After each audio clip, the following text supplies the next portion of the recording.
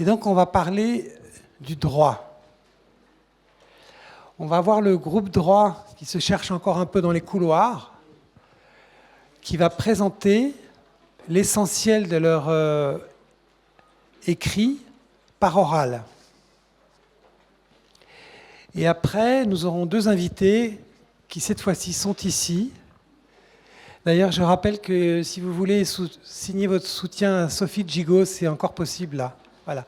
On aura deux invités qui ont lu très attentivement votre texte et qui vont dire ce qu'ils en tirent pour leur recherche et leur responsabilité.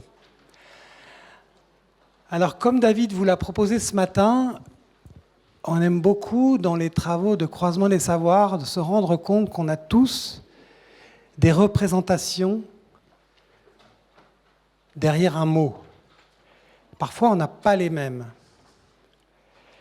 Et donc, ça peut arriver qu'on ne se comprenne pas parce que derrière un mot, quelqu'un voit ça, derrière le même mot, quelqu'un d'autre voit ça. Et donc, je vous pose la question, le mot droit, ça vous évoque quoi? Vous prenez quelques instants tout seul ou toute seule, et après je vous dirai. Voilà. Est-ce que quelqu'un veut bien tout simplement se lever et dire un mot que le mot droit évoque? Sophie. Une ligne. Ah, c'est parce que c'est droit, une ligne. Une ligne droite. Oui? Le droit évoque la prison pour vous. Oui. Les droits humains. Merci. Ce que la société me doit. Pardon. Allez-y. J'ai pas entendu. Devoir juridique. Merci.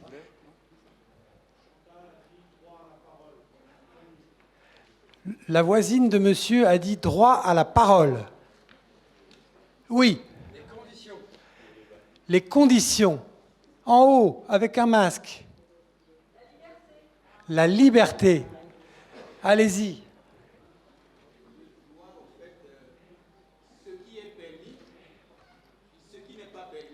Ce qui est permis, ce qui n'est pas permis. Allez-y. Le droit être reconnu. Ce qui est normal. Justice, justice.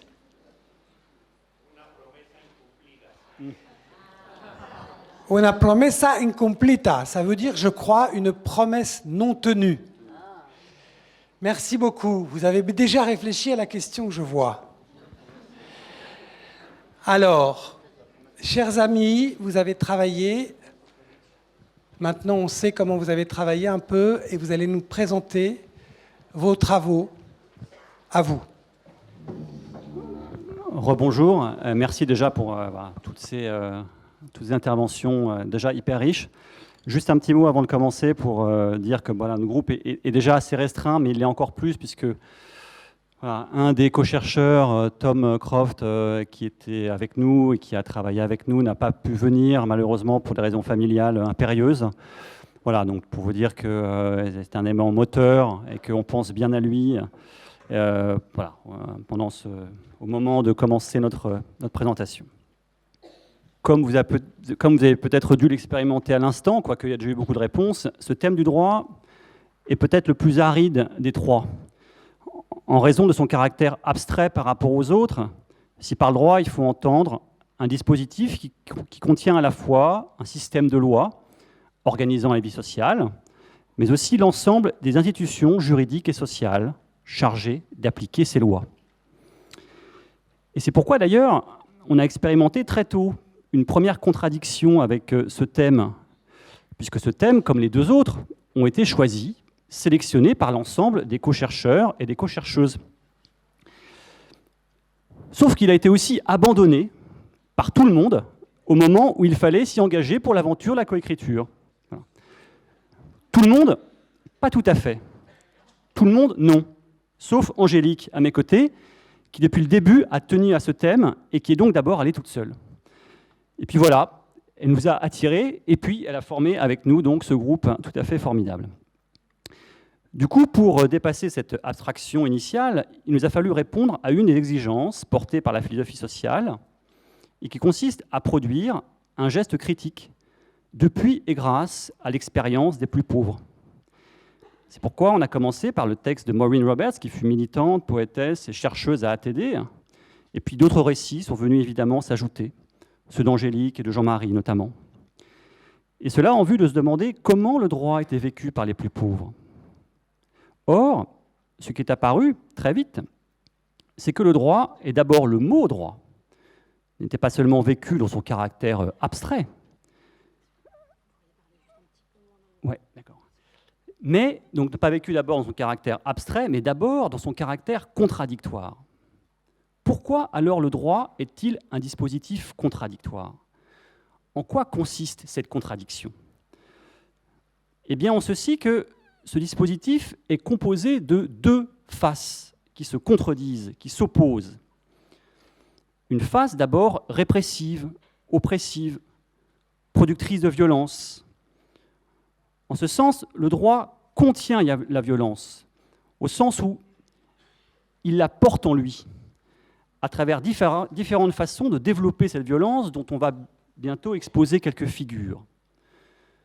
Mais l'autre face du droit est libératrice, car elle contient la violence au sens où cette fois elle la repousse au dehors, de sorte que le droit peut offrir un instrument de résistance, non seulement à la violence extra-juridique, la violence sociale, la violence économique ou physique, mais aussi un instrument de résistance à la violence du droit lui-même, de telle sorte que le droit soit capable de résister à sa propre violence pour devenir un opérateur de transformation sociale.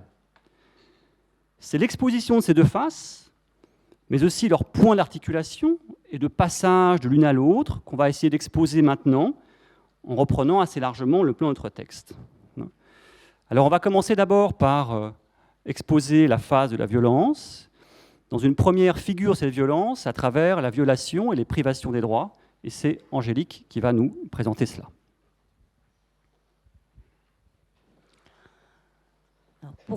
Pourquoi moi j'ai tenu à être dans ce groupe de droit depuis le début des aventures ? Parce que quand on est dans le milieu de la pauvreté, on nous parle toujours de devoirs, mais jamais de droits. Je lis un extrait dans la partie 3.2, destruction des liens familiaux et sociaux, privation de droits.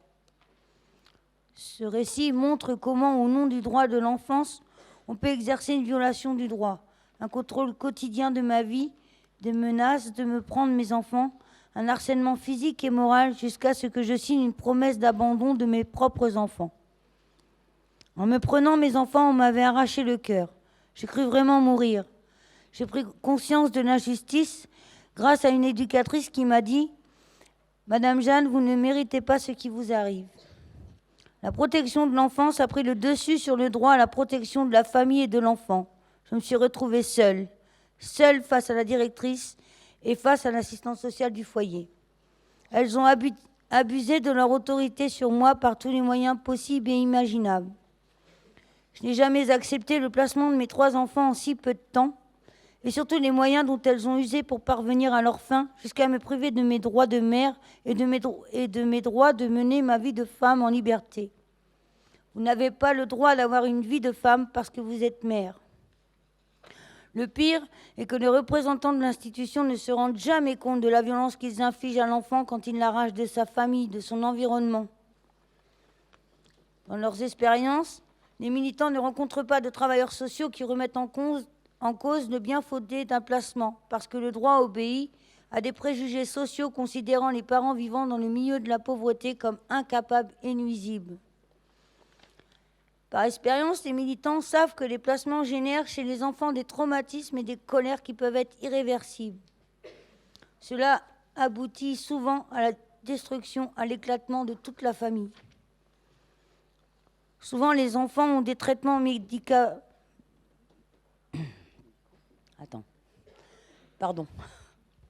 Souvent, les enfants ont des traitements médicaux lourds contre l'anxiété et le stress et finissent dans des voies de garage. Les services gardiens discriminent et incriminent les parents en présence de l'enfant. Rien de plus facile quand ils sont seuls à décider pour les enfants qui leur sont confiés. Et les parents ne diront rien par peur de représailles.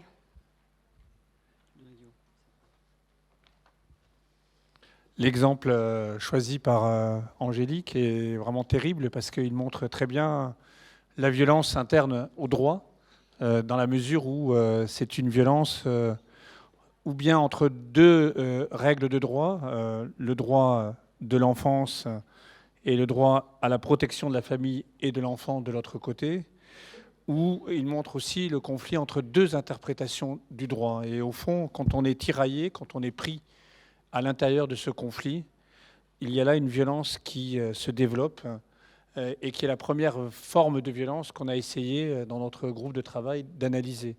Il y a aussi une seconde violence, si on veut faire les distinctions, qui est peut-être plus ambiguë, plus ambivalente, puisqu'elle ne relève pas directement du contenu de la loi, qui peut être tout à fait positif, mais plutôt de la façon dont le droit est à la fois appliqué, d'une part, et aussi dans les modalités d'accès à ce droit. Et là-dessus, je laisse la parole à nouveau à Angélique, qui va nous proposer une figure ambivalente de cette violence du droit à travers la difficulté de connaître et d'exercer pleinement ses droits.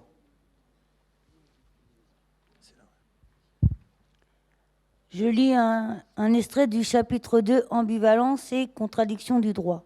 Dans cet extrait, on voit que le manque d'information sur le droit de l'accompagnement de la personne de son choix produit des effets négatifs. Impossibilité d'exercer ce droit, et si on l'exerce, c'est mal vu.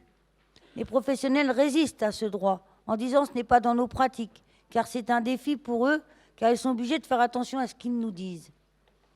Or, le droit à l'accompagnement de la personne de son choix permet de se situer sur un pied d'égalité. C'est mon combat au sein du mouvement. On a le droit à l'accompagnement de la personne de son choix, inscrit dans la loi depuis 1984, mais qui n'est pas appliqué. On nous répond, c'est pas dans nos pratiques. Où il y a le secret professionnel. Ce droit, on nous en parle jamais. Et si tu n'es pas accompagné, on t'humilie. Alors, il y a aussi d'autres aspects de cette ambivalence du droit, à travers ce qu'on peut appeler un certain type d'instrumentalisation du droit, que Jean-Marie va nous évoquer.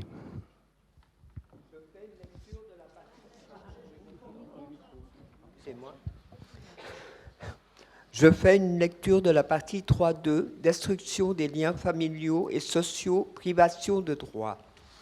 Si on leur enlève l'enfant dès sa naissance, ses parents n'ont plus le droit d'apprendre à devenir parents. Et l'enfant n'a plus droit à la retransmission de la part de ses parents, de ce qui est important pour eux, de ce qu'ils aiment, de ce qui fait le sens de leur vie.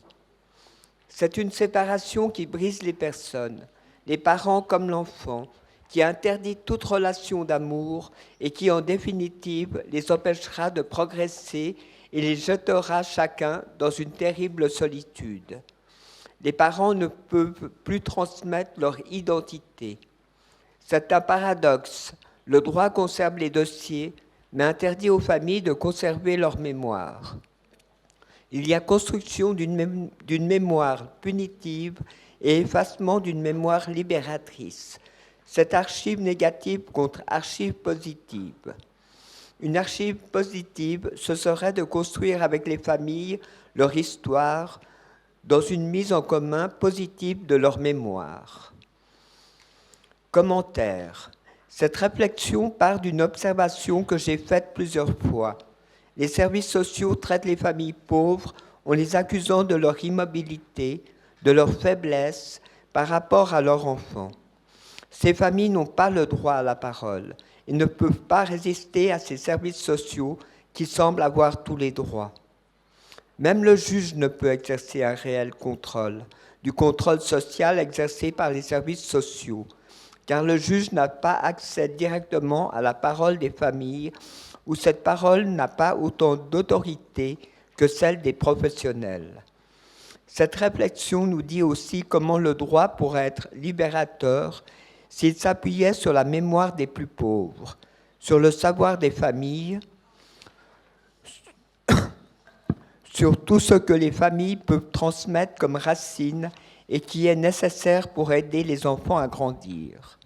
Le droit à la transmission au sein de la famille doit être reconnu comme aussi important que le droit de se développer comme individu.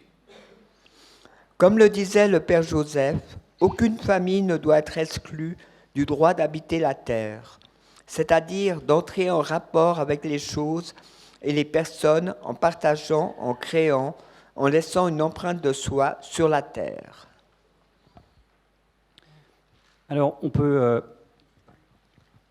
encore évoquer une dernière expression, cette ambivalence du droit, avec ce qu'on a essayé de penser sous le titre de retournement du droit. Et c'est donc Guillaume qui va nous exposer cette dernière figure. Donc là, effectivement, on arrive à l'un des concepts, sans doute des mots clés de notre texte. C'est cette idée qui peut sembler contre-intuitive au début, en tout cas pas évidente, selon laquelle les droits ont cette capacité de se retourner de façon négative contre les personnes qui sont dans la pauvreté. C'est ainsi que, ça nous est vraiment apparu dans le travail collectif, la façon dont les droits sont interprétés à l'intérieur du système des lois ou appliqués à travers une politique sociale, par exemple, peut parfois rendre les choses pires encore pour celles et ceux qui sont déjà dans des situations précaires. Ce phénomène, selon lequel les droits peuvent rebondir contre les personnes, se retourner contre elles, se retourner contre les personnes qui sont dans la pauvreté, et donc devenir un outil d'oppression, permet sans doute d'expliquer pourquoi des droits légaux, en étant appliqués, peuvent renforcer l'exclusion sociale sur le terrain, justement. Je vais, pour le faire comprendre, pour l'illustrer ou pour l'interpréter, lire un passage de notre texte qui se trouve à la page 15 du document. C'est le début du chapitre 3, violence du droit, retournement du droit. Un des premiers rapports au droit est le non-recours à ce à quoi on a droit. Par exemple, l'aide sociale, par peur que le droit se retourne ou par honte de sa situation. On pense se protéger et protéger ses proches en faisant cela, et en même temps, on se met en danger en fuyant les services socio-éducatifs, par exemple. C'est une stratégie pour protéger ses enfants, sa famille, tout en sachant très bien qu'elle peut apparaître négative aux yeux des services sociaux qui pensent l'enfant en danger. Le non-recours à certains droits est le plus souvent vécu comme l'ultime stratégie de préservation de son indépendance, indépendance de soi, de sa famille, de ses proches.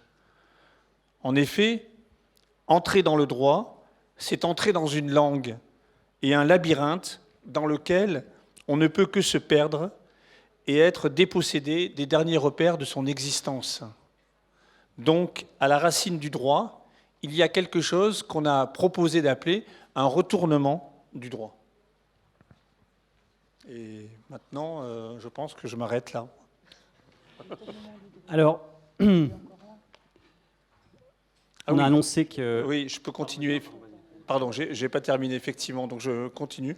Par retournement du droit, justement, je vais le définir plus précisément, on veut insister sur le fait que le droit, tel qu'il est représenté par les plus exclus, au lieu d'être vécu comme un élément protecteur, est justement vécu comme un facteur d'exclusion. Les responsables de l'État et de ses institutions utilisent l'outil des droits de l'homme, le droit à l'épanouissement de l'enfant, comme un outil alors du maître, entre guillemets, pour opprimer les parents, au lieu de les mettre au service de l'enfant et de ses parents par le droit de la famille.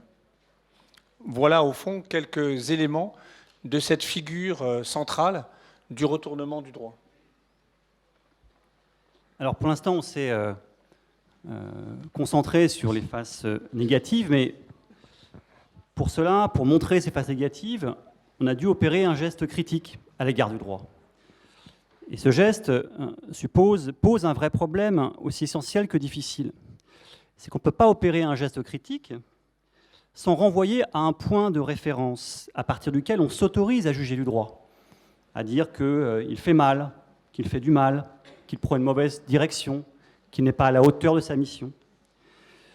Et par conséquent, ce point de référence, c'est aussi en quelque sorte le point de ressource du droit, au sein duquel le droit va puiser son fondement, sa base, mais aussi son sens, c'est-à-dire sa signification et sa direction, là où il va aller. Alors pourquoi ce problème est très difficile ? Eh bien pour au moins deux raisons. C'est que d'abord, la plupart du temps, ce point de référence, ce critère, demeure implicite. Ainsi, si une personne dit par exemple que la loi récente sur l'assurance chômage ou sur le mode d'application du droit au logement est injuste, eh bien, le plus souvent, cette personne aura une idée implicite et vague du critère au nom duquel il va juger cette loi. Et puis la deuxième raison qui rend difficile ce problème, c'est que la recherche de ce critère nous oblige à faire un décalage par rapport au droit, voire même à en sortir un peu. Pourquoi ? Parce que quand je dis qu'une loi est injuste, je ne dis pas qu'elle n'est pas légale. Elle est légale, puisqu'elle a été proposée, votée, en respectant des procédures juridiques. Donc, par conséquent, le critère qu'on recherche n'est plus de l'ordre de la légalité, mais de ce qu'on peut appeler l'ordre de la légitimité. Ainsi, quand je dis qu'une loi n'est pas juste, je devrais dire qu'elle n'est pas légitime. Et ce critère de légitimité nous renvoie à une norme de légitimité, qui pourrait être comprise comme une norme de justice qui fonde le droit. Et c'est pourquoi le problème se concentre dans la question suivante qu'on a essayé d'affronter. Comment clarifier le sens de cette norme de légitimité ? Et c'est aussi un point central de notre travail, c'est qu'on a découvert avec Wresinski, avec la pensée de Wresinski, qu'on pouvait s'orienter dans ce problème et l'affronter à travers la démarche de pensée qu'il nous propose. Cette démarche, elle consiste à risquer un certain nombre de paris théoriques et pratiques que je vais rapidement énoncer. Premier pari de Wresinski, ou de la pensée Wresinski.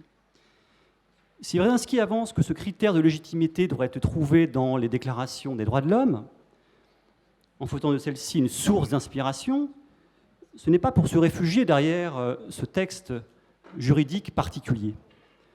Mais c'est pour dire que ce texte déclare que seule l'humanité de l'humain, seul le sens de cette humanité, pourra délivrer le critère que l'on recherche en lui donnant son contenu essentiel. Mieux, si on doit prendre au sérieux cette déclaration, c'est parce qu'elle insiste sur la manière dont ce sens de l'humain réside dans sa dignité, comme ce qu'il y a de plus estimable en l'homme. Oui, mais voilà.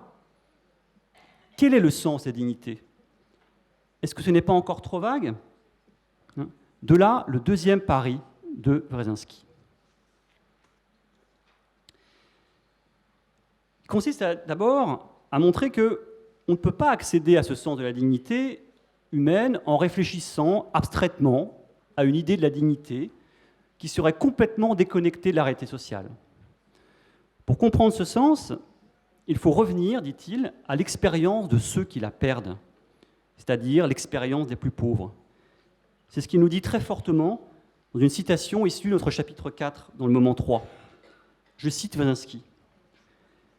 Il s'agit de faire un retour à la source du droit, il s'agit de faire un retour de la source du droit, c'est-à-dire à l'homme, qui est privé de tous les droits, donc, et de tous les moyens de montrer qu'il est capable et semblable. Il s'agit de remonter donc à la source du droit depuis ceux qui, en vertu même de l'épreuve de l'extrême violence qu'ils subissent, ont le plus à nous apprendre, puisqu'ils sont les premiers à refuser l'exclusion et à savoir les conditions dans lesquels ils éprouvent cette violence. Oui, mais voilà, la question renaît. Qu'est-ce que les plus pauvres ont à nous apprendre? Et c'est le troisième pari de Brzezinski. Ils nous apprennent que la dignité réside dans la liberté. Mais de nouveau, le problème revient. Quel est le sens de cette liberté? N'est-ce pas encore trop vague, trop indéterminé? Or, précisément, Brzezinski poursuit ce pari en montrant que la liberté réside dans les capacités humaines, et pas n'importe lesquelles. En premier lieu, dit-il, ce sont les capacités de penser, telles qu'elles peuvent s'exprimer par la puissance du corps, où se joue le désir et la santé, mais aussi par la puissance de la production matérielle, de la vie, à travers le travail, mais encore à travers la puissance aussi du langage, qui permet la réflexion, les savoirs conceptuels, les savoir-vivre, les savoir-faire. De là le dernier pari de Brzezinski.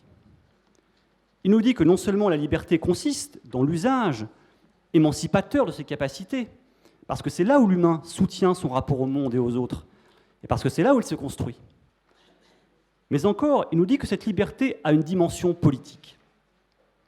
Si politique nomme ici la façon dont cette liberté est en partage, c'est-à-dire que la liberté de chacun ou chacune ne s'accomplit, ne s'épanouit qu'en prenant part à la liberté de l'autre de manière mutuelle, à travers une mise en commun de cette liberté. C'est ainsi que cette liberté en partage forme une puissance d'agir collective, qui a elle-même une portée juridique, puisqu'il s'agit de conquérir collectivement les conditions d'égalisation, d'usage de la liberté, en les inscrivant dans les conditions matérielles du droit. Oui, mais encore faut-il prouver que cette ressource du droit, dans ce que nous avons appelé la liberté-dignité avec un trait d'union, les deux devenant indissociables, donc montrer que cette ressource du droit dans la liberté-dignité est opérante, agissante. Encore faut-il prouver donc qu'il y a bien une face libératrice du droit, même si au cœur même de cette face libératrice, le droit peut aussi rencontrer et reconnaître ses limites.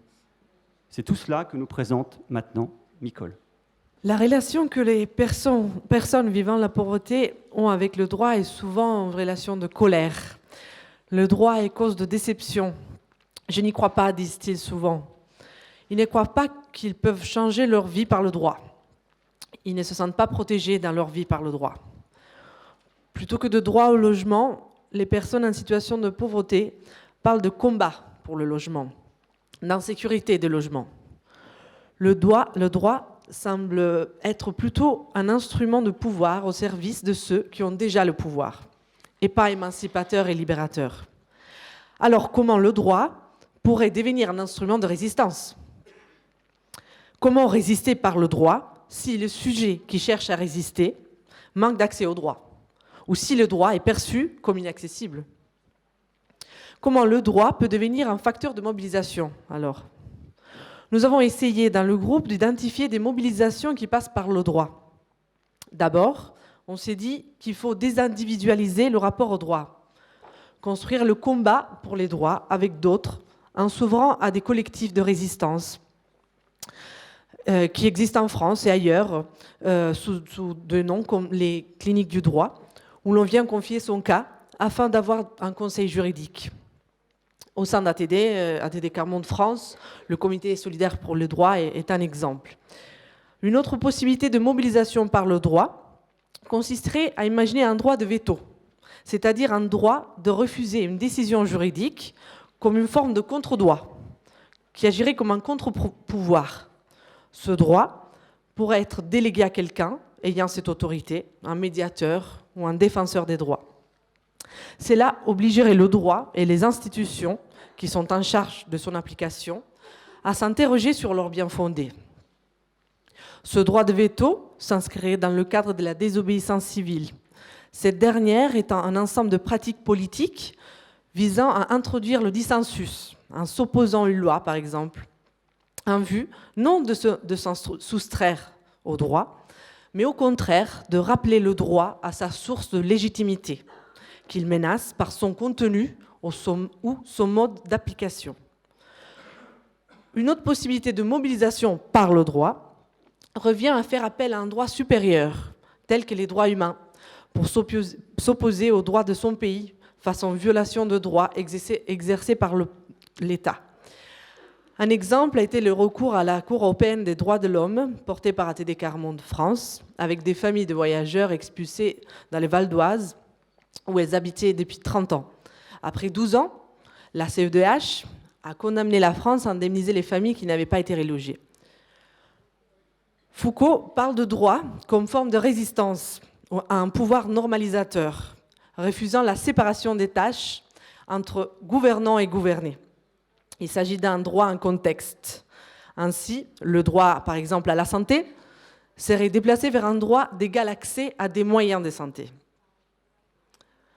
Mais nous l'avons vu dans notre groupe que le droit a quand même ses limites. Il peut échouer lorsqu'il n'a pas prévu la situation, comme on l'a vu à travers Miranda Fricker, dans la justice liée au savoir demain, quand une catégorie de droit n'existe même pas. Le droit peut aussi être suspendu par un pouvoir politique, comme l'état d'urgence sanitaire, par exemple. Il y a aussi d'autres formes de résistance, comme des mouvements culturels, qui aboutissent à des modifications du droit. C'est le cas du gospel ou du blues, qui ont contribué au mouvement de droit civique aux États-Unis. Mais le droit ne résout pas tout. Et on a besoin de luttes autres et de sortir du cadre du droit. Mais est-ce qu'on se mobilise seulement pour améliorer des droits existants, pour obtenir des nouveaux droits qui seront insuffisants et ne résoudrait pas l'ensemble des problèmes des injustices et des inégalités dans notre société? On a donc, pour conclure, on a vu tout un parcours, on a exploré en quelque sorte le moment où le droit se retourne contre les plus pauvres. On a analysé aussi ce qui est vécu, pensé comme un labyrinthe du droit, une espèce de langue trop savante qui continue de déposséder les personnes. On a enfin repéré le droit comme un instrument de résistance. Bref, on a essayé de faire une sorte de cartographie, c'est-à-dire un ensemble de repérages des problèmes que la question du droit nous a posés collectivement et auxquels on a essayé de se confronter. Et finalement, ce qu'on a essayé de comprendre, c'est l'hypothèse suivante. Si l'humain est vraiment un sujet social qui vit en société, qui est structuré par des rapports sociaux, comment le droit joue à l'intérieur de ces rapports sociaux? Quel est l'impact du droit à l'intérieur de ces rapports? On a essayé d'analyser cet impact à travers 3 expressions que la langue française retient. Sujet au droit, sujet de droit et sujet du droit. La première expression, sujet au droit, désigne le fait que pour un sujet social, être sujet au droit, ça veut dire qu'il est dans un rapport relativement passif au droit.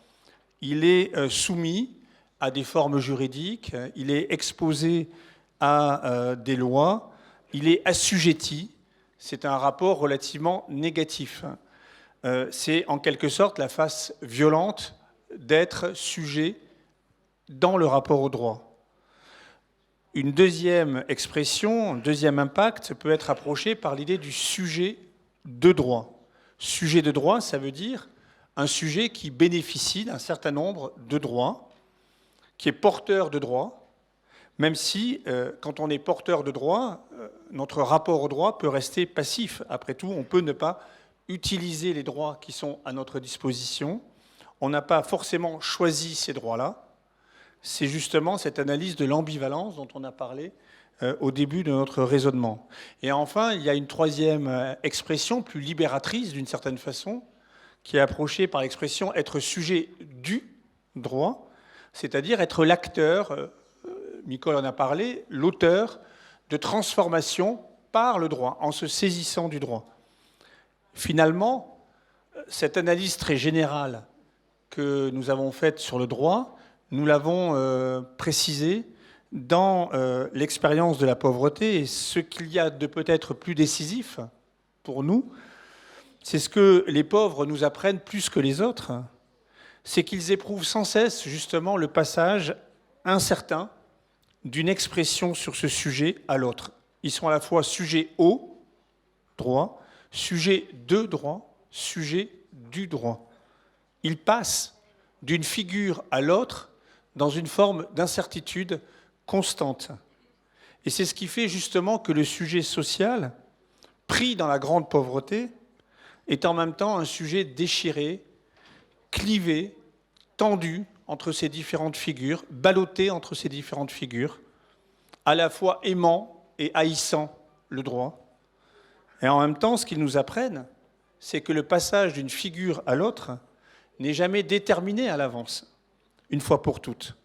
Ce passage se joue chaque fois dans des contextes déterminés, dans des situations précises, dans des luttes.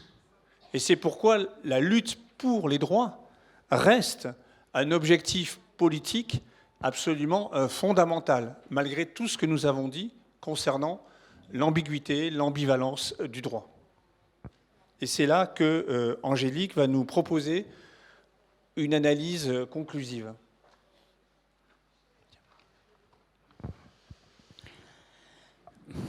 Comment chacun peut-il devenir acteur dans tout le processus de création du droit? Nous, personnes ayant l'expérience de la grande pauvreté, nous devrions être co-auteurs du droit.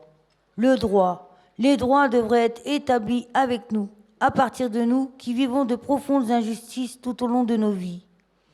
Les lois sont rédigées par des grands, mais nos réalités de vie ne nous donnent pas accès à nos droits. Nous sommes opprimés et on ne nous laisse jamais nous exprimer. Nous espérons que cette profonde injustice sera éradiquée, car tout être humain, quel qu'il soit, a le droit à la dignité, au respect et à la parole. Nous aussi, personnes en situation d'exclusion, voulons devenir sujets du droit, pour nous, pour tous.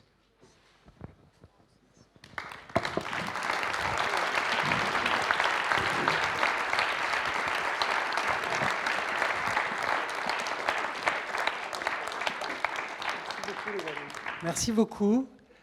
Alors, on va remplacer cette belle équipe par deux personnes. Donc, c'est moins de monde, mais c'est deux personnes qui ont une grande importance à nos yeux. Donc, j'invite Soisic de Kernéis et Claire Hédon à venir à la table. Voilà. Donc, en fait, elles nous ont fait, comme beaucoup d'entre vous ici, l'honneur de lire très, très sérieusement nos textes et donc d'écrire. Donc elles ne réagissent pas à ce qu'elles viennent d'entendre. Elles ont eu le privilège de recevoir les textes avant. Donc beaucoup d'entre vous ont découvert les textes ce matin. Elles les ont reçus avant. Et elles les ont lus avec beaucoup, beaucoup de sérieux. Et donc, j'espère que les bons noms correspondent. Oui. Donc on va commencer par vous, Soisic Kernéis. Vous êtes professeur d'histoire du droit à l'université Paris-Ouest, Paris-Nanterre, en particulier du droit romain. Alors, au début, on se disait, ouh là, le droit romain. Et en fait, on va voir que c'est très intéressant. Et vous êtes aussi directrice du Centre d'histoire et d'anthropologie du droit. Voilà, je vous laisse la parole pour 10 minutes.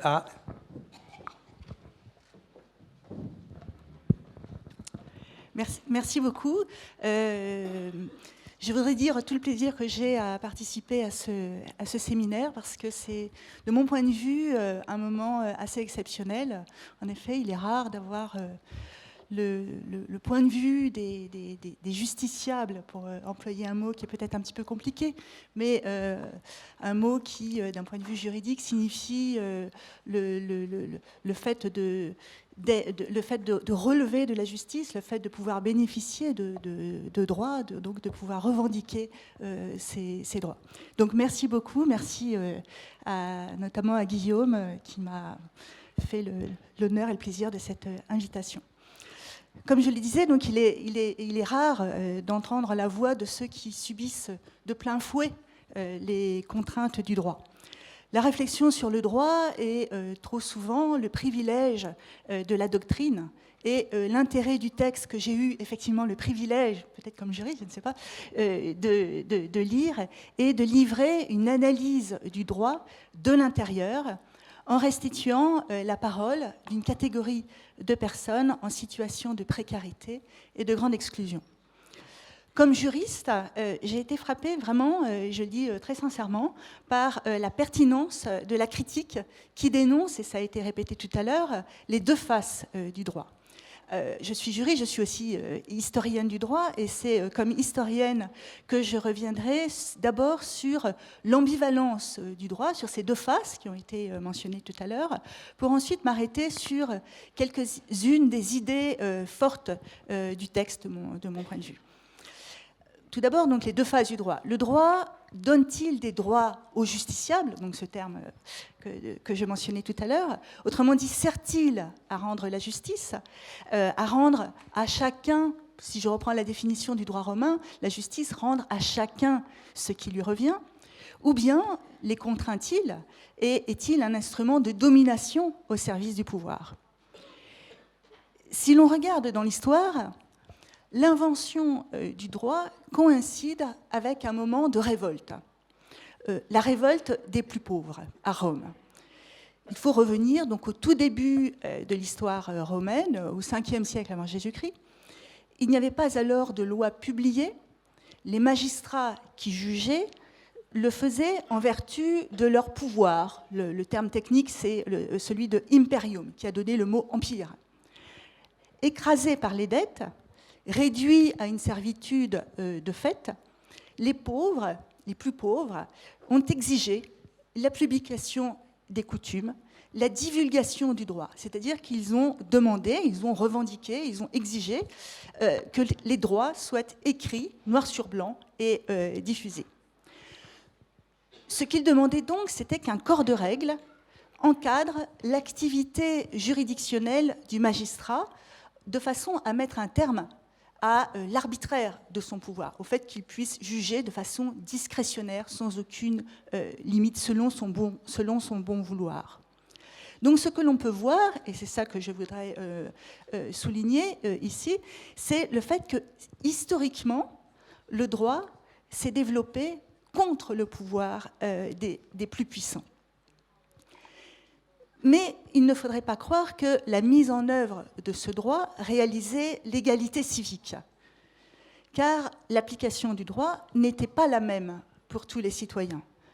La justice, je l'ai redit tout à l'heure, consiste à rendre à chacun ce qui lui revient, mais à l'époque, à Rome, à chacun ce qui lui revient en fonction de sa position dans la cité, c'est-à-dire en fonction de sa dignité.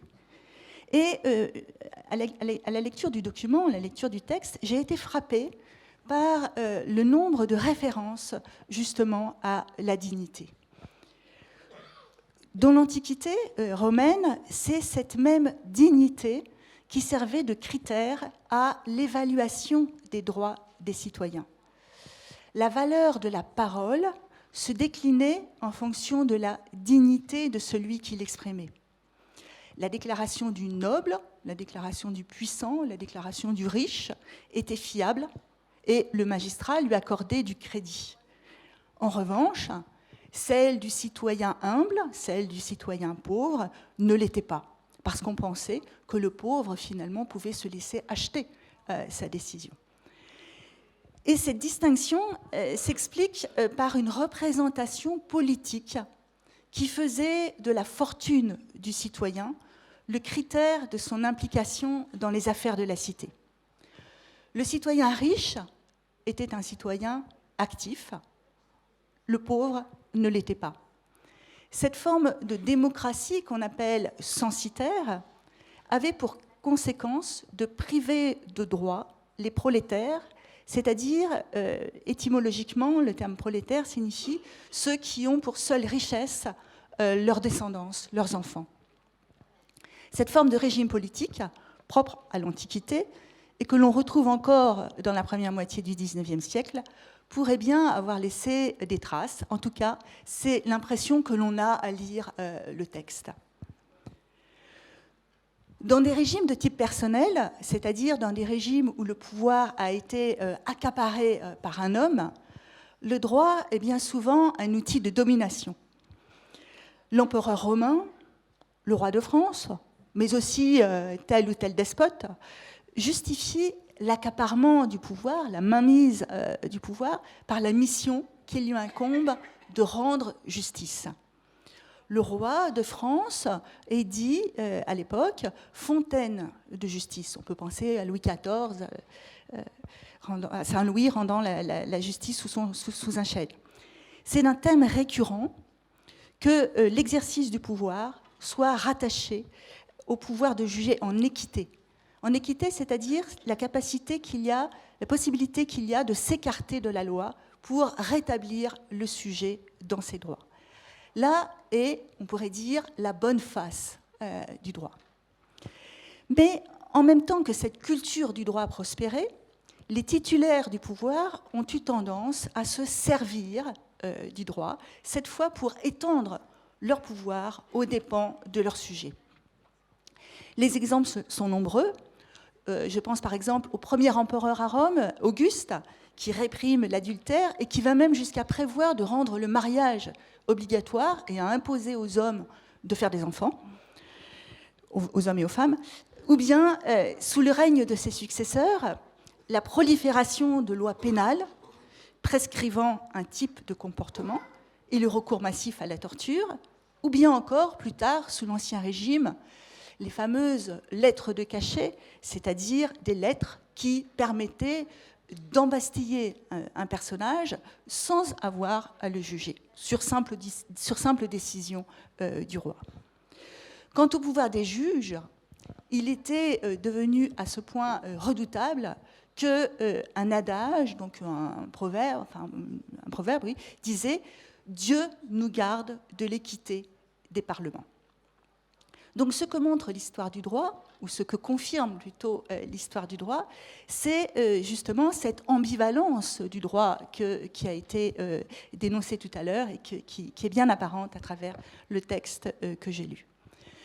Je voudrais maintenant m'arrêter sur quelques phrases. Alors, il pourrait y en avoir beaucoup, parce que, je le redis, ce texte est vraiment très stimulant, mais quelques phrases du texte qui m'ont paru particulièrement riches de sens. La première, je fais une citation du texte.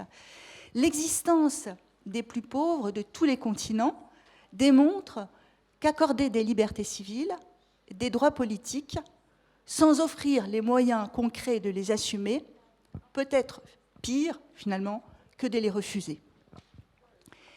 Si le droit donne des droits, encore faut-il que les justiciables aient la capacité à agir et à faire valoir leurs droits. » C'est poser la question de l'effectivité du droit. Une question fondamentale et qui est bien souvent, malheureusement, oubliée des juristes qui ont trop souvent tendance à étudier le droit à partir des livres de droit, des codes. Et c'est la même chose en histoire du droit, puisque trop souvent les historiens et les historiens du droit s'en tiennent également à ce que dit la loi, à ce que disent les lois, et décrivent donc la société à partir des témoignages des élites. Évidemment, cette méthode conduit à une lecture biaisée, à une lecture fausse, puisqu'elle ne permet pas de saisir la réalité de la société. Les anglo-saxons font une distinction qui me semble pertinente. C'est la distinction entre, en anglais, law in books, le droit dans les livres, et law in action, le droit dans l'action, la pratique du droit. Une distinction qui permet à une partie de la doctrine, à certains, de considérer que finalement, le droit n'est qu'un discours de propagande, un langage du pouvoir, qui ne peut rien dire finalement relativement à la société, à la réalité de la société. Et ce sont ces discussions érudites qui fournissent finalement la trame du texte. Le droit donne des droits, mais que valent ces droits si les sujets n'ont pas la capacité de les exercer, ni celle de les faire respecter. En droit romain, le droit était divisé en 3 grandes branches: le droit des personnes, le droit des biens et les normes qui permettent d'agir, c'est-à-dire les actions. Finalement, c'est peut-être ce 3e terme qui est le plus important. En droit français, la procédure est malheureusement une branche un peu délaissée, notamment dans le cursus des étudiants de droit, une matière que l'on pense un peu trop technique, une sorte de garage du droit. Et pourtant, c'est une matière qui devrait être revalorisée, parce que vaut un droit s'il n'y a pas d'action pour le faire valoir? Cette question de l'effectivité des droits est bien illustrée à travers l'exemple des populations autochtones. Des droits leur ont été reconnus, mais lorsqu'il s'agit de les faire respecter, toutes sortes d'obstacles sont posés et empêchent les demandes d'aboutir. Ainsi, l'interprétation que donnent les juges de la qualité de peuple autochtone, lorsqu'ils considèrent que le simple fait de détenir un stylo ou un téléphone portable témoigne de l'abandon par les peuples de leur mode de vie ancestral.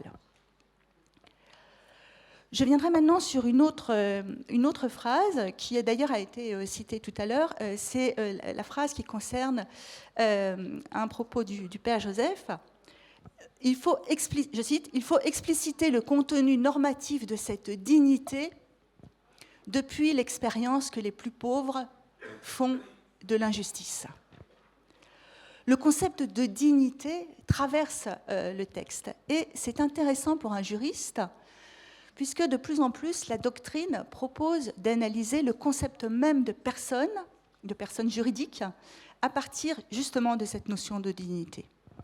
En histoire aussi, nous l'avons vu tout à l'heure, les droits du citoyen sont octroyés à la mesure de la dignité, c'est-à-dire que plus il est considéré digne, plus il va avoir de droits. Et c'est la dignité donc des puissants qui sert finalement d'étalon. L'idée proposée dans le texte de partir de l'expérience des plus pauvres pour définir le contenu de la dignité conduit donc finalement à adopter une perspective inverse, à inverser la démarche, à réfléchir au concept à partir d'un degré zéro. Définir le concept à partir de la situation de personnes qui, précisément, sont acculées à une vie indigne à cause de l'abus du droit des puissants, me semble vraiment très pertinent, parce que peut-être cela permettrait de rompre avec la vision élitiste d'une citoyenneté active des puissants, par opposition à la citoyenneté passive des plus humbles. Pour finir, faut-il abolir le droit? Un courant de pensée répandu dans le monde anglo-saxon et qui se propage en France considère que le développement du droit de l'État a conduit à priver les citoyens de leur capacité naturelle à résoudre leurs conflits.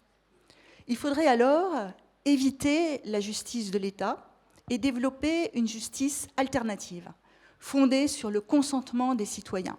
Donc une justice qui est souvent présentée comme justice consensuelle, douce, amiable, par opposition à la justice dure, celle de l'État, au tranchant du juge. Cette justice alternative peut-elle mettre un terme aux abus de droit dénoncés dans le texte? Il est à craindre, me semble-t-il, que la tentation des plus riches d'abuser de leur puissance ne soit encore plus grande si aucune norme n'encadre le règlement des litiges. Il est fréquent de dénoncer le pouvoir des juges, en y voyant un agent du pouvoir. À l'occasion d'une discussion avec une collègue en Côte d'Ivoire, à Bouaké, une collègue responsable d'une clinique du droit, elle me disait, et ça rejoint une des mentions tout à l'heure dans la salle, elle me disait que les gens changeaient de trottoir plutôt que de passer devant le tribunal. Le droit égale la prison. Pourtant, les juges eux-mêmes sont parfois critiques et tentent de faire droit aux requêtes des plus pauvres, notamment dans les litiges liés au surendettement. Si le pouvoir des magistrats doit parfois être dénoncé, effectivement, il faut restituer l'action de ceux que l'on appelle parfois les petits juges en faveur de l'équité. Leur tentative pour détourner certaines règles et leur faire produire un autre effet. Souvenons-nous, par exemple, de l'effort des juges pour faire reconnaître l'état de nécessité. L'état de nécessité, c'est une création des juges. L'état de nécessité d'une mère volant du pain pour ses enfants affamés. La justice du tribunal présente l'intérêt d'être encadrée par des règles qui sont les mêmes pour tous. Le droit doit être envisagé comme une ressource. Et il faut exploiter, cela a été dit aussi, la variété des corps de droit pour faire jouer éventuellement les règles les unes contre les autres. Le droit européen, par exemple, contre le droit national. Pour cela, il faut sans doute encourager le développement d'actions solidaires, d'entreprises solidaires, capables de soutenir les actions individuelles. Car ce que montre l'histoire, c'est que ce sont toujours des actions solidaires qui ont réussi à tenir en échec les abus de pouvoir des puissants, quitte pour cela à passer par la révolte. Au tout début de l'histoire, c'est, je le rappelais, la révolte du peuple qui a permis l'invention du droit, et ce sont ensuite les révoltes du peuple qui ont permis, par exemple, la Déclaration des droits de l'homme. Merci beaucoup, beaucoup.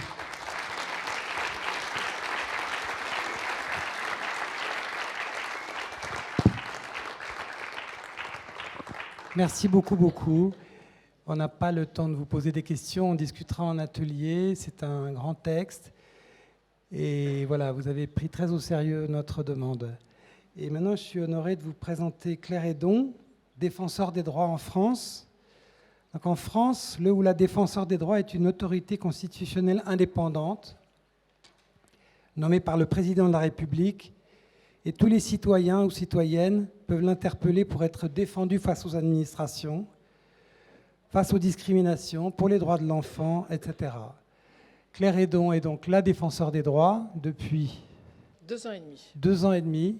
Et auparavant, elle était, chère Claire, présidente d'ATD Quart Monde. Voilà. À toi la parole. Merci beaucoup. Évidemment, je suis très, très heureuse d'être avec vous aujourd'hui. Ce que vous dites, votre travail me nourrit. David Jousset disait au début de cette journée, je pense différemment en réfléchissant avec et avec le mouvement ATD Quart Monde. Je peux reprendre cette phrase, je dirais pour moi, je dirais même que vous m'aidez à penser. Et je continue d'ailleurs d'avoir besoin qu'on m'aide à penser. Je vais revenir juste sur quelques mots que vous avez dit au début, même si je vais plus réagir sur le texte, mais quand même dans la définition du droit, j'ai trouvé intéressant que soit dit ce que la société me doit. Et on me parle toujours de devoir, jamais de droit. Et dans une société où on est en train de parler des droits et des devoirs, il faut bien mettre les choses dans l'ordre. C'est d'abord les droits. Et c'est parce que j'ai des droits qu'effectivement j'ai des devoirs. Mais le point de départ, c'est quand même bien la question d'avoir des droits. Et vous dites bien une promesse non tenue, et c'est bien ce qu'on essaye de développer là. Je voulais vous dire aussi, avant de démarrer, que ce texte que moi j'ai préparé, je ne l'ai pas préparé toute seule, hein. Moi aussi, je travaille avec d'autres. Quelqu'un qui, en gros, écrit mes discours à partir de ce que je voudrais dire, et puis c'est relu entre autres par la secrétaire générale, issue du Conseil d'État. Donc on fait aussi un travail en commun. J'y ai pas passé 4 ans comme vous, mais vraiment le fait de dire que c'est pas non plus que ma pensée, mais une pensée qui se nourrit de ce qui se passe dans une institution comme le défenseur des droits. Je voudrais vraiment, j'ai compris Bruno que tu voulais pas que je sois trop longue, ça va être compliqué parce que j'ai pas mal de choses à dire. Mais je voudrais d'abord saluer l'originalité, la richesse, l'ampleur de ce texte et de ce que vous avez dit, parce que ça sort le droit finalement du champ juridique et ça voit le droit dans ses multiples dimensions comme une porte d'entrée d'ailleurs pour être acteur dans la société et être acteur de la société.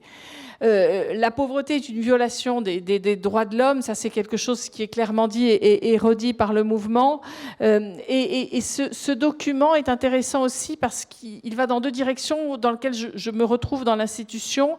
D'abord la manifestation de violence juridique contre les plus pauvres, ce qui est vraiment un retournement du droit, et la protection et aussi l'émancipation qu'offrent les droits.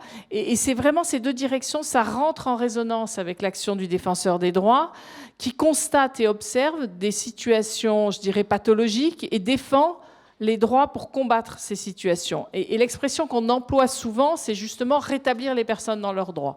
Quand on me demande de définir l'institution, finalement, on a 2 missions.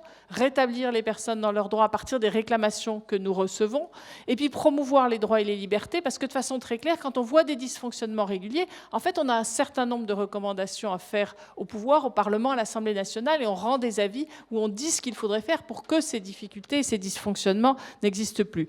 Et Bruno, tu as commencé à le complexité dans les compétences qui sont les nôtres, qui sont de défendre les droits des usagers de services publics. Ça veut simplement dire quand on fait valoir ses droits à la retraite et qu'on a des difficultés à obtenir une pension, on peut intervenir quand il y a trop de difficultés, quand on a des difficultés sur le RSA, les APL. C'est ça, défendre les usagers de services publics, la défense des droits des enfants, la lutte contre les discriminations.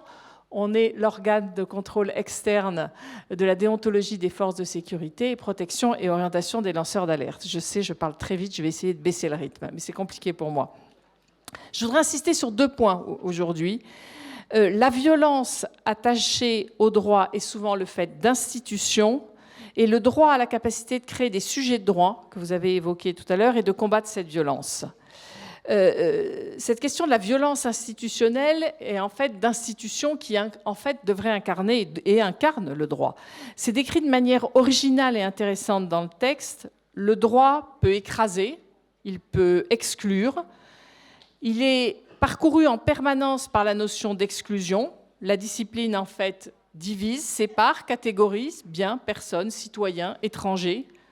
Et cependant, selon l'hypothèse de ce texte, et puisque j'observe aussi de ma place de défenseur des droits, le plus souvent, c'est quand même pas le droit qui fait violence, mais bien les institutions qui se réclament du droit. Ce texte évoque plusieurs situations, notamment celle du placement des enfants de familles pauvres, et j'aimerais aller plus loin sur cette question de la violence institutionnelle en abordant ce que je constate à partir des réclamations que nous recevons. D'abord, la question de l'éloignement des services publics. La première violence que j'observe, c'est celle justement de l'éloignement des services publics qui sont censés donner accès aux droits. Éloignement géographique, mais aussi éloignement par la dématérialisation des démarches qui met à l'écart plus de 10 millions de personnes qui ont des difficultés avec le numérique. Et souvent, on dit que ces personnes, elles sont éloignées du droit. Peut-être d'ailleurs qu'on devrait dire que c'est le service public qui s'est éloigné d'eux. Et c'est, pour reprendre la formule de ce texte, une sorte de retournement du droit. On empêche ceux qui ont le plus besoin, finalement, du service public d'y accéder. La mise à l'écart du juge, qui est le 2e point que je voulais aborder avec vous. Dans le même sens, un projet de loi qui est en cours d'adoption prévoit la multiplication des amendes forfaitaires délictuelles. Concrètement, il s'agit d'un transfert des pouvoirs du juge aux policiers au nom d'une prétendue efficacité. Et en fait, elle présente un risque d'arbitraire, empêche les plus vulnérables d'accéder au juge en exigeant une consignation pour contester les amendes, ce qui veut dire en fait payer l'amende avant de faire un recours. Mettre à l'écart du juge, c'est empêcher l'individualisation, la considération de la personne, de sa situation, et c'est aussi la nier comme sujet de droit. Et cette procédure, notamment pour l'installation illicite de gens du voyage, contribue à leur mise à l'écart, alors que de nombreuses communes ne remplissent pas leurs obligations en matière d'aire d'accueil. 3e point que je voulais aborder sur cette façon dont le droit peut être violent, c'est la lutte contre la fraude, qui participe en fait également à ce retournement. Il s'agit d'un contrôle social qui, au-delà du discours de culpabilisation et d'exclusion qu'il véhicule, représente des risques concrets pour les personnes. J'ai en tête une situation très concrète d'une femme accusée illégitimement de fraude pour avoir omis de déclarer à la CAF les revenus de sa fille, qu'elle avait par ailleurs déclaré aux impôts, donc elle ne cherchait absolument pas à frauder. Elle risque de retrouver à sa charge un montant disproportionné d'indus au point de devoir quitter son logement. Et en fait, c'est une situation de retournement. Le service public n'est plus un soutien, mais un vecteur de précarité. On peut même parler de temps en temps du fait qu'il peut entraver l'accès aux droits. Et parfois, cette violence institutionnelle, elle est encore plus palpable, physique, lorsque des policiers, ceux qui sont censés appliquer la loi, la fragilisent. Et là, je pense à la destruction en dehors de tout cadre légal de logement. Nous venons de rendre 2 décisions pour des faits qui mettent directement en cause l'action publique en matière de droit au logement. C'est la destruction en dehors de tout cadre légal de logements de familles vivant dans des baraquements par des bulldozers ou même par le feu par des policiers. Les personnes se voient privées de leur logement, bien sûr, de leurs effets personnels, de tous les accompagnements que prévoit la loi en matière de santé et de scolarisation des enfants. C'est en dehors du droit que les policiers ont agi, c'est un déni de droit, un déni tellement puissant et habituel pour les personnes concernées qu'il entraîne une forme d'acceptation de l'inacceptable, le non-recours. Les personnes sont exclues du droit et ces actes reviennent à considérer que ces personnes ne sont pas sujets de droit et qu'elles ne sont pas reconnues. La nécessité d'une réappropriation des droits. Mon point de vue est le suivant. C'est par l'effectivité du droit que nous pourrons combattre ces comportements. Dans ce type d'affaires, nous sommes amenés à demander des actions disciplinaires contre les policiers impliqués et à leur hiérarchie. Nous nous appuyons sur le droit pour garantir la considération des personnes. Vous parlez d'ailleurs de retournement du droit. L'expression me paraît très juste. Il a en fait été mis à l'envers, le droit. Et donc, ce n'est pas le droit qui fait violence, mais ceux qui l'ont retourné. C'est essentiel car cela permet d'attacher à la violence une notion de responsabilité. C'est la responsabilité de personnes, d'institutions, et non d'une notion abstraite. Les violences institutionnelles créent de la vulnérabilité. L'étymologie du mot renvoie à la blessure. Et effectivement, ce que j'observe de ma position de défenseur des droits, c'est que la blessure, elle est souvent causée par des atteintes aux droits. Guillaume, un des philosophes du groupe, dit ainsi « Ce n'est pas vous qui êtes fragile, ce sont les droits qui vous fragilisent ». Et en fait, je modifierai simplement cette phrase en disant que la fragilisation vient souvent d'institutions et d'hommes qui s'affranchissent du droit et des principes qui le sous-tendent. Cela me permet d'affirmer que le droit est un recours pour s'opposer à ces formes d'exclusion. Et pour cela, comme l'évoque le texte, il faut un contrôle des pouvoirs publics, des institutions, assurer la réalité de la notion d'état de droit, c'est-à-dire la soumission des institutions au droit. Seulement par la violence, au lieu d'être vécu comme un élément protecteur, le droit est du coup perçu comme un facteur d'exclusion. Et c'est très intéressant de voir, grâce à votre travail, que le non-recours est lié à la peur de l'ingérence, à la volonté de préserver son indépendance, de ne pas être dépossédé. Il est aussi le résultat de déception, de l'écart entre les droits proclamés et la réalité. Et vous vous doutez bien que dans tout ça, moi je me demande, est-ce qu'une institution comme le Défenseur des droits, elle devient maltraitante? Est-ce qu'elle peut, elle aussi, être violente? Ou est-ce qu'elle est, en tout cas, ça parfois, décevante? Je veux bien le croire. Nous devons permettre une réappropriation du droit, et je crois que si le droit peut apparaître comme la source de violence, il en est aussi le remède. Cela permet d'aborder la deuxième vision du droit que nous propose ce texte, un droit protecteur qui émancipe. Et il me semble que le chemin de pensée que propose ce travail est très bien résumé dans son titre, du droit au pluriel. Si le droit a une face oppressive, les droits donnent des capacités, des pouvoirs d'action.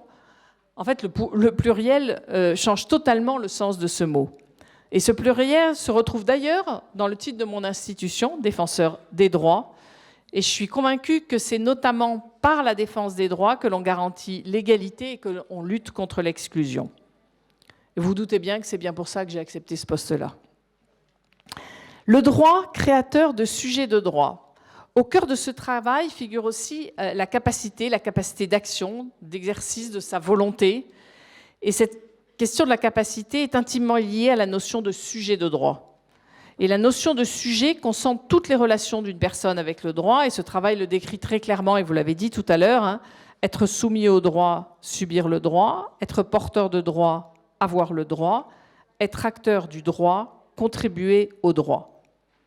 Le défenseur des droits, avec les droits au pluriel, s'attache à une de ces définitions, sujet porteur de droit. Ce sont les droits subjectifs qui confèrent des prérogatives, des capacités. Être sujet de droit, cela s'oppose à la notion d'objet de droit utilisée pour désigner les choses, autrement dit, ce sur quoi portent les droits. Être sujet de droit, c'est être reconnu, être considéré comme une personne. Et l'enjeu est bien celui de la considération. Une approche fondée sur le droit et sur les droits de l'homme ne conduit pas à considérer les personnes comme de simples bénéficiaires, passifs de droits, en fait de telles prestations, de tels dispositifs de politique publique, mais bien actrices.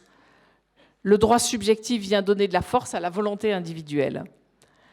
Reconnaître les personnes comme des sujets de droit, leur permettre de se reconnaître elles-mêmes comme telles, est une boussole de l'institution.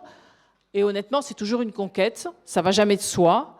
Je le constate d'ailleurs pour les enfants, c'est un combat constant de rappeler qu'ils sont sujets de porteurs de droits et non simplement soumis au droit, c'est-à-dire au pouvoir de l'adulte. Le statut de sujet est le moyen de combattre la violence du droit et la violence institutionnelle, le moyen de rétablir un équilibre. Je trouve que l'exemple d'Angélique est très frappant, et elle l'a dit tout à l'heure, et je ne vais pas redire ce qu'elle a dit, mais je me sens, quand elle dit « je me sens un peu sujet de droit car je me bats pour le droit à l'accompagnement », je pense que c'est quelque chose d'important sur ce terme de sujet de droit. Je suis convaincue que le droit est un moyen de regarder l'exclusion. Il offre un langage, aussi des mécanismes pour l'appréhender. Lorsque les droits sont déniés, l'existence des personnes l'est également. Et en fait, ils rétablissent l'équilibre, une certaine égalité. Vous voyez bien, je dis une certaine, on n'y arrive pas toujours. Pour qu'ils jouent ce rôle, il me paraît essentiel, comme le fait ce texte, de rappeler la source, les principes du droit, des droits, ce qui est appelé liberté, dignité dans ce travail. Le droit est au service de l'homme, de tous les hommes. Dès lors, l'application du droit est un rempart contre la violence. Le droit a la capacité de se limiter lui-même lorsque les principes sont en balance. J'ai l'exemple en tête d'une proposition de loi qui est en cours d'examen, qui même a été adoptée, qui vise à l'expulsion sans jugement du domicile occupé illicitement. Et nous considérons que ce projet porte atteinte de manière disproportionnée au droit à la vie privée et familiale, au nom du droit de propriété. Grâce aux droits fondamentaux, des limitations peuvent être opposées au droit au pouvoir. On est bien entre l'équilibre de deux droits, et quel est le droit qui doit prendre le dessus, quel est, entre guillemets, le plus fondamental. Et je crois que le droit à la vie privée et familiale l'est plus que le droit à la propriété. Face à cette limite, je voudrais juste vous évoquer une autre notion que vous avez évoquée tout à l'heure, qui est la question de l'équité comme moyen du dépassement quand le droit devient injuste. Permettez-moi quand même en une minute de développer ce que je veux dire par là et la façon dont nous, dans une institution comme la nôtre, on utilise cette notion d'équité quand finalement l'application du droit devient injuste. Je vais vous donner un exemple qui n'a vraiment pas à voir avec la grande pauvreté, mais on n'en a pas eu, on n'en a pas trouvé, ça nous dit quelque chose de la façon dont on utilise l'équité. La question d'une femme qui avait pris des bons du Trésor. C'est-à-dire les bons du Trésor, c'est vraiment prêter son argent à l'État, parce qu'on a plus confiance dans l'État que dans une banque. Et au moment où elle prend ces bons du Trésor, ils sont valables 30 ans. Donc en gros, elle confie 90 000 € à l'État. La loi change et donne une prescription en 2008 de 5 ans à ces bons du Trésor jusqu'en 2013. Pendant cette période-là, cette femme, elle va régulièrement au Trésor public. À aucun moment on ne lui dit que ces bons du Trésor vont être prescrits en 2013. En 2017, elle vient pour récupérer son argent, c'est toutes ses économies d'une vie, et là on lui dit « Ah ben non, il y a prescription, c'était 2013, nous ne vous devons plus rien, vos bons du Trésor ne sont plus valables. » C'est une affaire qui pour nous a duré 5 ans, où on a essayé de demander, c'est vrai, le grand principe, c'est nul n'est censé ignorer la loi. Donc la loi avait changé, elle était censée le savoir. Et nous, on a dit, mais là, et c'est profondément injuste, on demande un traitement en équité. Un traitement en équité, c'est, vous voyez bien que là, ce n'est pas juste, vous lui remboursez, et ça ne crée pas de jurisprudence. Le traitement en équité, il n'est que sur une situation précise. Nous n'avons pas réussi. Au moment où je m'apprête à signer ce qu'on appelle, nous, un courrier de clôture, c'est-à-dire dire à madame, je suis absolument désolée, on n'a rien pu faire, on n'a rien obtenu du ministère des Finances, on se dit, mais en fait, on a une dernière solution, c'est le rapport spécial. Ça veut dire publier notre décision en nommant la personne mise en cause, donc l'institution mise en cause, donc le ministère des Finances, en le publiant au journal officiel et en le médiatisant. Et donc, c'est là que la médiatisation sert. Un journaliste interroge Bruno Le Maire, le ministre, sur cette situation. Et il dit, je ne suis pas au courant, je vais voir. Il se passe 6 mois, on a vraiment cru qu'on n'allait pas y arriver. Au bout de 6 mois, on a quand même un courrier, la réclamante a un courrier, et nous aussi disant qu'on lui rembourse ses 90 000 €. C'est un traitement en équité. Mais maintenant, moi, ce que ça m'a interrogé quand on a cherché un exemple, je voulais un exemple de traitement en équité sur les questions de pauvreté et de précarité. On n'en a pas trouvé. Mais comment cette notion d'équité, on va pouvoir nous aussi essayer de l'utiliser dans des situations qui concernent les plus pauvres. Là, l'histoire que je vous ai racontée, tout le monde la comprend bien. Mais vous comprenez bien, et vous le dites vous-même, que vous n'êtes pas forcément compris dans vos combats et votre lutte, et qu'il y a des jugements sur la question de la pauvreté. Et donc, comment cette notion de l'équité, on peut nous aussi s'en emparer. Et franchement, moi, j'ai besoin de vous là-dessus, dans aussi les réclamations que nous pouvons recevoir. Je vais vraiment finir là-dessus. Votre travail est vraiment nécessaire, indispensable. Il nous a fait réfléchir là dans l'institution. Il va continuer à nous faire réfléchir sur comment les droits peuvent être effectivement violents et comment on fait pour que le droit soit suffisamment protecteur et qu'une institution comme la nôtre soit suffisamment protectrice. Je vous remercie.